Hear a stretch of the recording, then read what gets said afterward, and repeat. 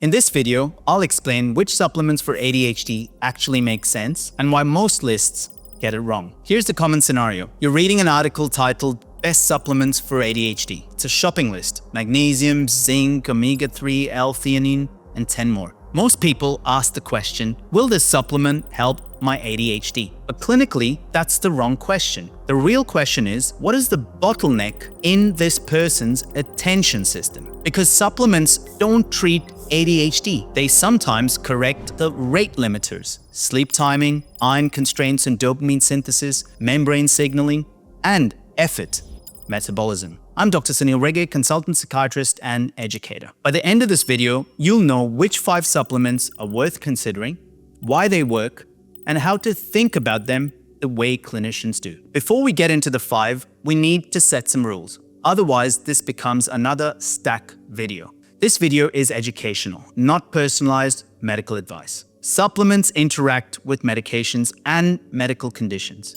If you're pregnant, have epilepsy, bipolar disorder, cardiac issues, or you're on psychotropics or anticoagulants, speak to your doctor. Second, if ADHD is significantly impairing, supplements are adjuncts. They're not substitutes for evidence-based treatment. With that framework in place, the 5 will make sense, not as a list, but as solutions to specific bottlenecks in the ADHD attentional system. So let's get started. First, iron. When people hear iron, they think hemoglobin and fatigue. In ADHD, I'm often thinking dopamine synthesis and brain iron. So here's the principle. Dopamine starts with tyrosine. The key enzyme in that pathway needs iron as a cofactor. If iron is functionally low, particularly low ferritin patterns, the brain can struggle with signaling. And that presents clinically as inattention, low motivation, difficulty with emotional regulation. This matters clinically because iron is necessary for dopamine synthesis, and normal hemoglobin doesn't rule this out. And serum iron is not equal to brain iron. I've covered this in more detail in the video here. The passage of serum iron into the brain is actively regulated because too much iron is neurotoxic. So what should one measure? Ferritin, transferrin saturation, and TIBC, the binding capacity, and link this to the clinical context. So who is iron for? The key is it's not for everyone. It's for individuals with ADHD and restless legs or twitchy sleep. 2, poor sleep maintenance and non-restorative sleep. Those on restricted diets, low red meat intake, vegetarian diets, heavy menstrual bleeding, GI symptoms or malabsorption risk, inflammatory states. The real clinical question is, why is it low and can it be absorbed? So iron is about dopamine production. The next supplement is about dopamine handling. That takes us to number 2, zinc. Zinc is under-discussed, but when it's relevant, it's very relevant. So here's the principle. Zinc influences dopamine regulation in the synapse, and it also interacts with glutamatergic systems that shape signal-to-noise in cortical networks. So let me simplify this. Think of zinc as a support for keeping attention signals clean, rather than noisy and scattered. That's the optimal signal-to-noise ratio. This matters clinically because in some people the issue isn't dopamine production, it's instability and noisy signaling. So who is zinc for? Those with prominent impulsivity and emotional reactivity, restricted diets or low protein intake, heavy athletic training and significant sweat loss, gut issues affecting absorption, or kids or teens with limited food variety. A word of caution here. Zinc is not more zinc is better. High-dose long-term zinc can lower copper and create new problems. So if it's more than short-term use, do it thoughtfully and discuss it with your doctor. So we covered production and regulation. Now let's talk about the hardware of signaling. And this brings us to number 3, omega-3. Omega-3 in supplements come as a combination of EPA and DHA. And evidence tells us that in ADHD, EPA shows better evidence to improve ADHD symptoms. Omega-3s often get dismissed because people expect a stimulant effect. That's not what they do. Here's the principle. Neurons signal through membranes. Omega-3s influence membrane fluidity and receptor function. They shape how efficiently signaling runs across attention networks. There's an inflammation angle too, because omega-3s offer anti-inflammatory effects which can be beneficial in individuals with ADHD. Clinically, the effect of omega-3s tends to be modest. And it's not for everyone, but it's one of the supplements with the most ADHD research behind it. So who is omega-3 for? Those with ADHD and mood lability or irritability.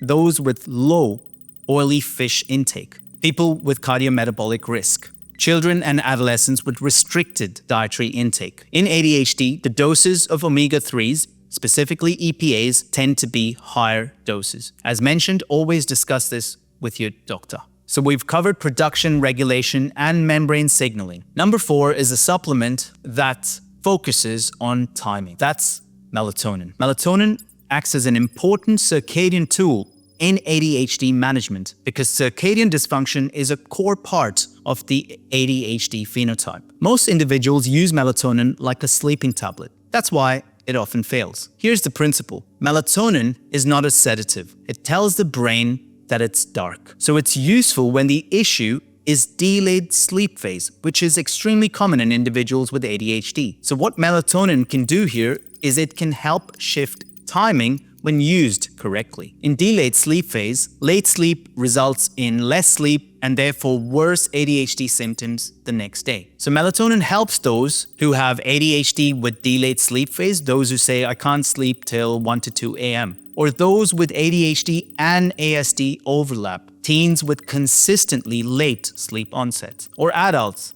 with what's nowadays called revenge bedtime procrastination. So clinically, how does one use it? The aim is to prescribe melatonin, low doses, anywhere between 0.5 to 3 milligrams, approximately 2 to 3 hours before bedtime. Low dose, correctly timed, can outperform higher doses taken randomly. So if melatonin is the timing supplement, the last supplement, number 5, is the effort supplement. And that brings us to creatine. This one often surprises people because it's branded as a gym supplement. ADHD isn't only an attention disorder. It's more an attentional regulation disorder, and that requires effort. So one can conceptualize ADHD as an effort regulation disorder. Someone can focus for hours on what's interesting, but they can't sustain effort for boring, repetitive tasks that adult life often demands. So here's the principle. The prefrontal cortex is metabolically expensive. Planning, inhibition, working memory all require significant amounts of energy. What creatine does is it supports the phosphocreatine system, helping regenerate ATP, which is the energy currency of cells. In simple terms, it can support cognitive endurance, the ability to keep showing up mentally when motivation is low and the task is long. Creatine isn't an ADHD-specific treatment. The evidence is more cognition, fatigue, endurance, sleep deprivation than core ADHD symptoms. But from a mechanism point of view, it makes sense. And clinically, it's a rational adjunct when someone says, I know what to do, I just can't sustain the effort. So who is it for? Those with ADHD and mental fatigue, afternoon crashes, heavy cognitive workload with poor recovery. Those with low creatine intake, low meat intake, vegetarian diets, clinicians and students during high demand periods. A word of caution, renal function tests should be monitored closely and checked before supplementing creatine. So once again, discuss this with your doctor. So here's a recap of the top 5. 1, iron, which targets dopamine synthesis constraints and brain iron patterns. 2, zinc, which targets dopamine modulation and signal-to-noise regulation. Number 3, omega-3, which targets membrane signaling and provides support for synaptic transmission. Number 4, melatonin as a circadian timing tool. And finally, number 5, creatine, that targets effort and cognitive energy. So there's one thing I'd like you to remember from this video, it's this. Stop asking what's the best supplement for ADHD. Start asking, what's the limiting factor in the attention system? Because when we correct the bottleneck, sleep timing, iron handling, effort metabolism, the whole system shifts. If you want more clinician-level frameworks like this, that's exactly what we teach inside the Academy by Psychiatry. I'm Dr. Sunil Rege, and you're watching the Dr. Rege channel. If this video helped, hit the like button and subscribe. I look forward to seeing you in the next video. Until then, stay curious. Bye-bye.